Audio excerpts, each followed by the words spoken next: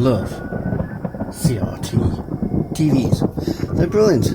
They're big, they're old, they're retro, and they're great for playing old computer games on, because of the speed of refresh on these is much faster than any modern LCD, so you don't get the latency.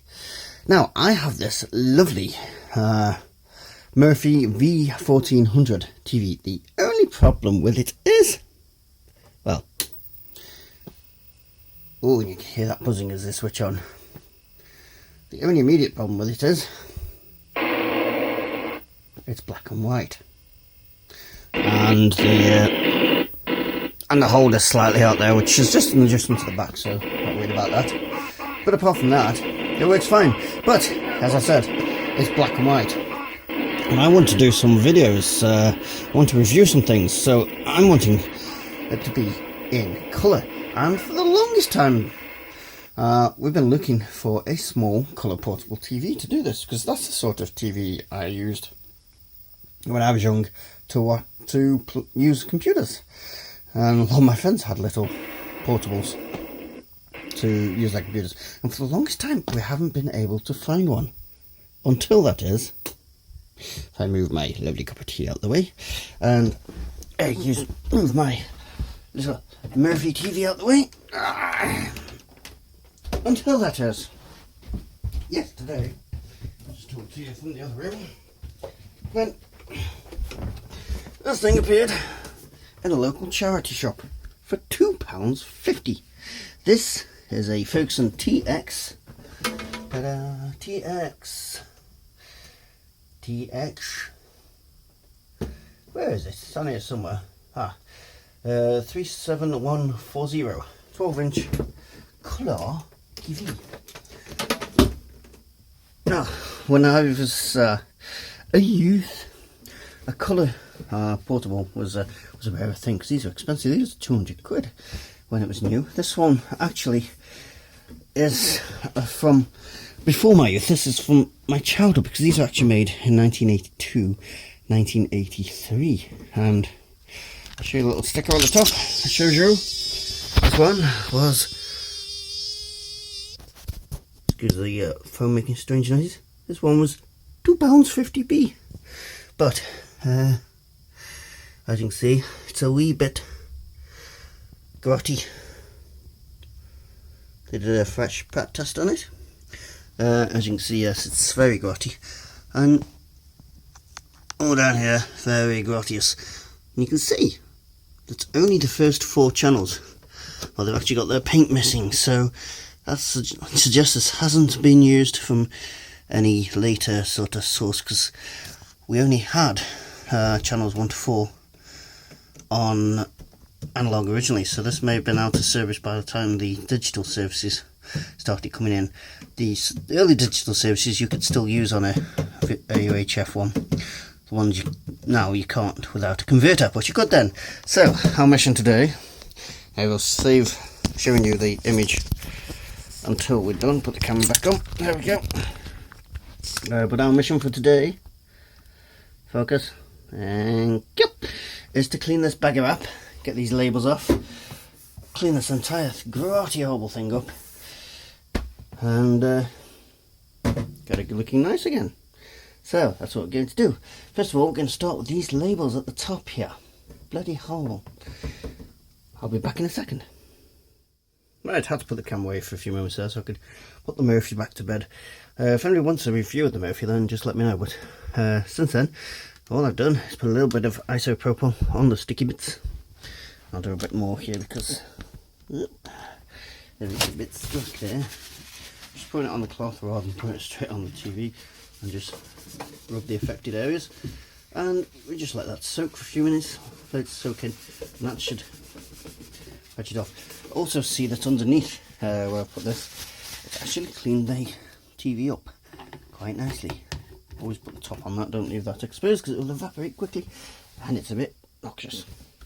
So that should work lovely on this control panel, which you can see obviously being the most used.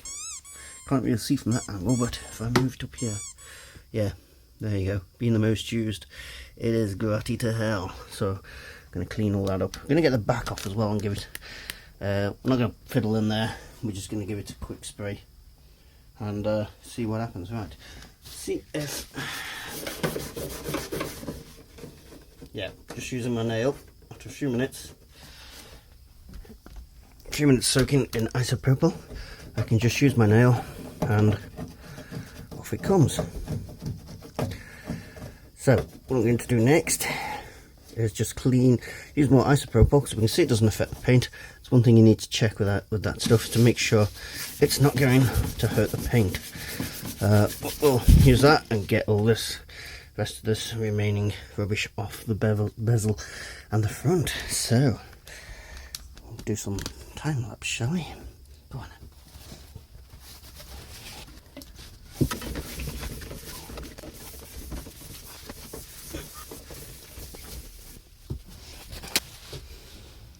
I'll swing you around here. See, on the top's looking much clearer. Obviously you can't get that spot off because that is damage, but side is much as glorious. So I'm going to get the old isopropyl out on that one, and I don't know, these stickers aren't that retro, are they? No, they're modern things, so they can come off a kiss, because you wouldn't have got that sort of style sticker back in the 80s. So I know it's been done, so therefore come off. Bit of paint missing there, bit of paint on it there, so we shall see.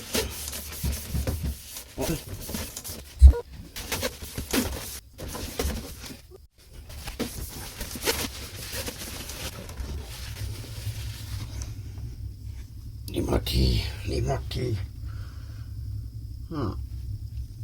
Right, so it's front bezel. This is a bit more difficult to get into, so what I'm going to do is go over here and get a brush, and we're going to brush away our troubles. There we go, gets in all those deep crevices or crevasses,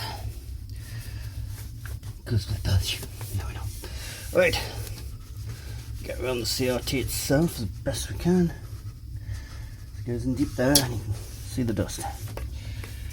There we go. Right, and clean that up. More gunk, please. More gunk. Ugh. Wet noble. Oh, and sending our tea flying almost. Capital sin. Wasted tea. Oh, absolutely terrible. Right, so just continue cleaning this bezel.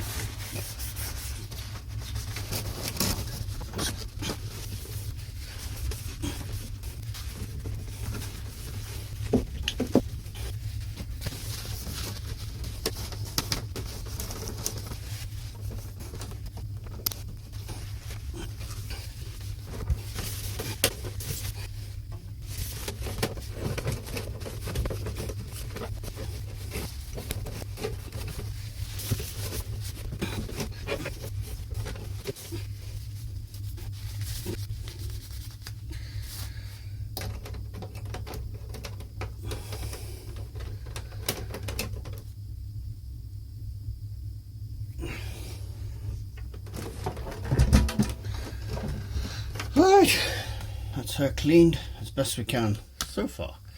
Now you'll notice I haven't touched the rear bezel, and that is because more gunk, must get the gunk off. Hang on, just spotted this.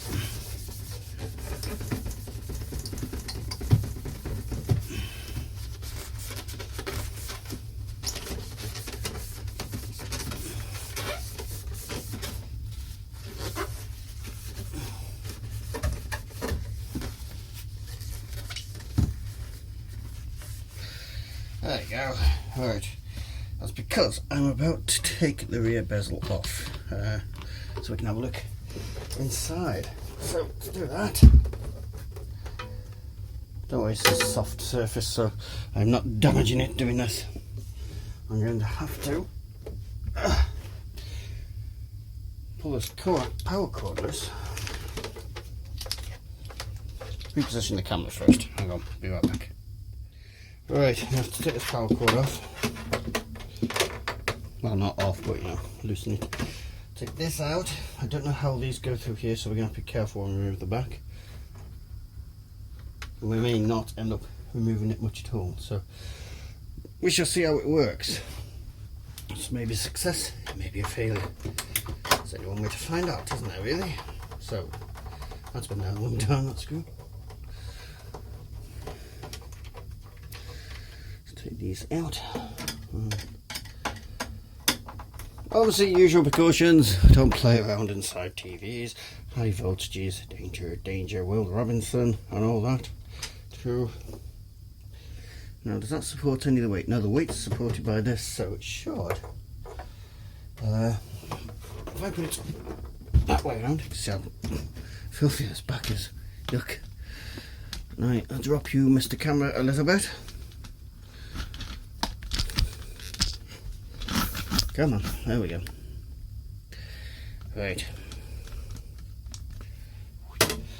I shall take these two out. We shall see what we can see. Still loads of marks left from the ACM, so I'm going to have to remove them too. Oh, right. All the same size, good. Makes life much easier. There's a crack there as the case comes loose for this first time in God knows how many years. Right.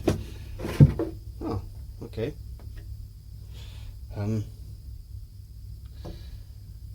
Oh, it's all done through. Okay, the whole case does come away. It's all done through little contacts at the back there. Oh no, that's the, I'm being sick. That's just the aerial, so that just goes through to there. So that's not an issue. Let's have a look at the back. 1983, this is not going to be valve technology or anything like that, but for our TV aficionados, you can have a look inside at this point. There's not a lot to it actually. Dodgy camera work. There we go. There's the flyback transformer. All the electrical gubbins. Oh, it's good to have a little look in here while we're here. There's the RF modulator. Have a quick look around, make sure there's nothing obvious going on. And the main transformer. That's a Ferguson AMX 37-001 tube, made in Japan. And there you go. Don't touch any of this, obviously, if it will hurt. It will get very, very painful. Just put this back on here. And what we're going to do is get no tube. Hang on, let's see if I'll get another one. Excuse me. Yes. Guess who had beans for lunch?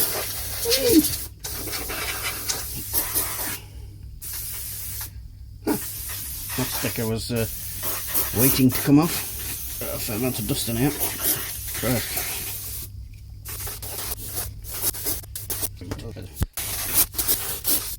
There we go, that's all it needs. Quick dust around, and that'll do that. The back, I shall just brush it out, dust it, and put this back together. Be right back. And as we put it back together here, and it's on the plastic, we've got a date of July or August, so between the two, of 1984. So July of 84 TV. There we go. And I'll get this thing put back together.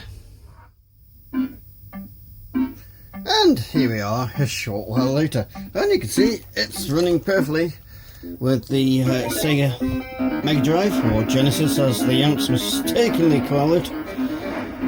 Yeah, the flicker is... Whoa, get out of it. Yeah, the flicker is due to the...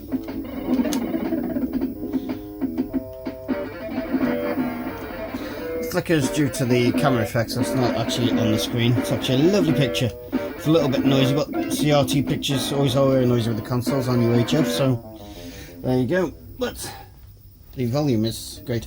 The only thing that's weird about it is if I switch this off, sometimes when you tap it, okay, it's not doing it now, but sometimes when you tap it, it will drop to a single bar, as if the vertical control is gone. But you can't get it to do that once it's got an image. It will stay on forever. So there we go. That is the Ferguson TX, whatever that number was. It's on the title of the video anyway. Cleaned up and working fine. Looking forward to do some retro gaming on the sort of monitor or TV we would have used back in the day. So, thank you all very much from Taz and me and the Mega Drive. Thank you all for how much? You need to quit being dirty. You're a dirty boy.